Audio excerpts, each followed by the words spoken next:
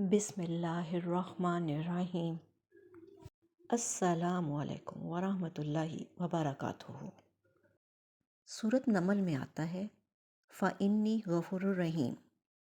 وہ احساس شرمندگی جو گناہ ہو جانے کے بعد آپ اللہ کے سامنے جانے سے محسوس کرتے ہیں، وہی آپ کا ایمان ہے۔ اللہ کو میں نے ناراض کیا ہے، یہ محسوس کیا ہے، تو آپ کو احساس جرم ہوا ہے، اور آپ کا یہ احساس جرم ہی اللہ کو بتاتا ہے کہ اس کا بندہ اسے ناراض کر کے بہت دکھی ہے، اور گناہ پر بھی دکھی ہونے والے دل کی توبہ اللہ ہرگز رد نہیں کرتا۔ مگر وہ شخص جس نے کوئی زیادتی کی ہو، پھر اس نے برائی کے بعد اس کو بھلائی سے بدل دیا، تو میں معاف کرنے والا مہربان ہوں۔ فَإِنِّي غَفُورٌ الرحیم۔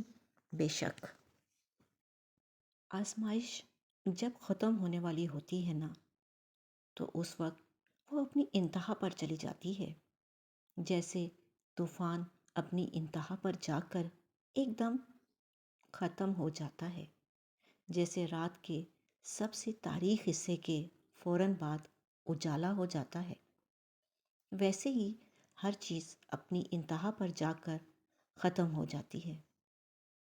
اگر آپ کی زندگی میں موجود آزمائش حد سے زیادہ مشکل ہو رہی ہے، تو سمجھ جائیں کہ یہ آزمائش کا اختتامی وقت ہے، اور امتحان آخر میں جا کر ہی مشکل ہوتا ہے۔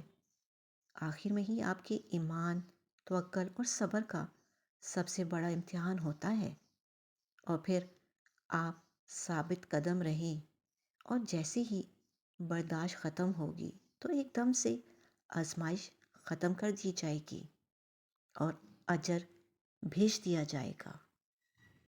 کبھی کبھی دعا اور صبر ہی واحد حل ہوتا ہے، جب بے حد کوشش کے بعد بھی تم کچھ نہیں کر پاتے، جب وہ ساری چیزیں بکھری ہوئی دکھائی دیتی ہیں جنہیں تم نے خود کو توڑ کر سمیٹا ہوتا ہے، جب تم روتے ہو اور کوئی سنتا نہیں، جب تم پکارتے ہو اور کوئی پلٹتا نہیں، جانتے ہو اللہ تمہیں اتنا بے بس کیوں کر دیتا ہے؟ تاکہ یہ تمام تلخ حقیقتیں تمہیں اس تک واپس لے آئیں، تاکہ تم اسے پکارو اور وہ تمہاری پکار کا جواب دے سکے، تاکہ تم اس سے مانگو اور وہ تمہارے لیے موزے کر کے تمہیں بتا سکے کہ کچھ چیزیں صرف دعا اور صبر سے ملتی ہیں، تاکہ وہ تمہیں دکھا سکے کہ جو کوئی نہیں بدل سکتا، وہ تقدیریں بھی یقین سے بدلتی ہیں، تاکہ تم اس بات کو سمجھو کہ بند دروازوں کے پیچھے چھپی حکمتیں اللہ کے علاوہ کوئی نہیں جان سکتا، اور یہ کہ کچھ چیزوں کو اللہ کے حوالے ہی کر دینا بہتر ہوتا ہے، کیونکہ اس کا فیصلہ ہمارے لیے کبھی غلط نہیں ہو سکتا۔ تم نے تو صرف خاموشی سے اس کے کن کا انتظار کرنا ہے، ڈھیروں دعائیں کرنی ہیں، صبر کمانا ہے، کیونکہ کبھی کبھار دعا اور صبر ہی واحد حل ہوتا ہے۔ والدین زندگی میں دو لوگوں کا بہت خیال رکھنا۔ پہلا وہ جس نے تمہاری جیت کے لیے اپنا سب کچھ ہار دیا، یعنی تمہارا باپ۔ دوسرا وہ جس کی دعاؤں سے تم سب کچھ جیت گئے، یعنی تمہاری ماں۔ جو حق کو چھوڑ کر عزت کا طلبگار ہوتا ہے، وہ ذلیل ہو کر رہتا ہے، اور جو حق کے ساتھ دشمنی رکھتا ہے، ذلت اس کا ہمیشہ کے لیے مقدر بن جاتی ہے۔ تنہائی اللہ کے قریب کرتی ہے۔ لوگوں کے چھوڑ جانے سے گھبرایا نہ کرو۔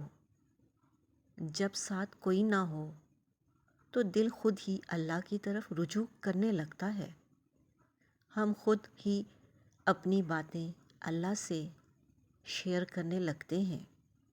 وہ آنسو جو دن بھر روک کر رکھے ہوتے ہیں، رات کو اللہ کو اپنی کہانی سناتے وقت خود ہی بہنے لگتے ہیں۔ اس لیے خود کو تنہا محسوس مت کیا کرو۔ اللہ ہے نا، وہی تمہاری تنہائی کا سکون ہے۔ بے شک اگر زندگی میں ایسی تکلیفوں سے گزر رہے ہو جن کا کبھی گمان بھی نہ کیا تھا، تو اطمینان رکھو کہ اللہ تمہیں راحتیں بھی ایسی ہی عطا کرے گا جن کا خیال بھی دل میں نہ آیا ہوگا۔ اپنے برے حالات کو اتنی اجازت نہ دیں کہ وہ آپ سے اللہ کے بارے میں اچھا گمان چھین لیں۔ اللہ کے بارے میں اچھا گمان رکھنا بہت ضروری ہے، کیونکہ اللہ اپنے بندے کے گمان کے ساتھ ہے۔ اگر آپ یہ گمان رکھیں گے کہ آپ کے رب نے آپ کی دعا سن لی ہے، تو آپ کی دعا قبول ہو کر آپ کے سامنے آ جائے گی۔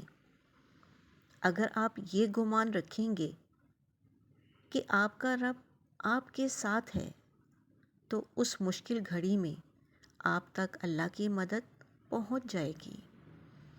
آپ اپنے رب کے بارے میں جتنا احسن سوچیں گے، آپ کو صلہ بھی اتنا ہی احسن ملے گا۔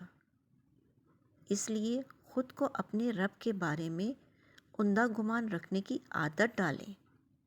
یہ عادت زندگی کے ہر موڑ پر آپ کے بہت کام آئے گی۔ سورۃ یوسف میں آتا ہے، اور اللہ کی رحمت سے مایوس نہ ہو۔ اللہ کی رحمت سے مایوس صرف کافر ہوتے ہیں۔ دوسروں کے تالاب سے اپنا تالاب بھرنے والوں کی وادی میں آب حیات کے چشمے نہیں پھوٹا کرتے، اور کسی کے چراغ کا تیل چوری کر کے اپنا دیا جلانے والوں کے آنگن میں زیادہ دنوں تک روشنی نہیں رہتی۔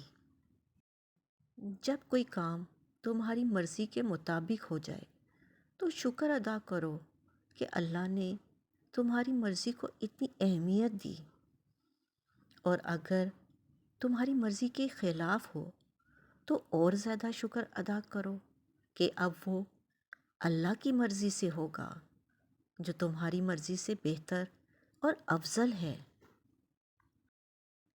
اپنا اور اپنوں کا خیال رکھیں، خوش رہیں، خوشیاں بانٹیں۔ اللہ نگہبان۔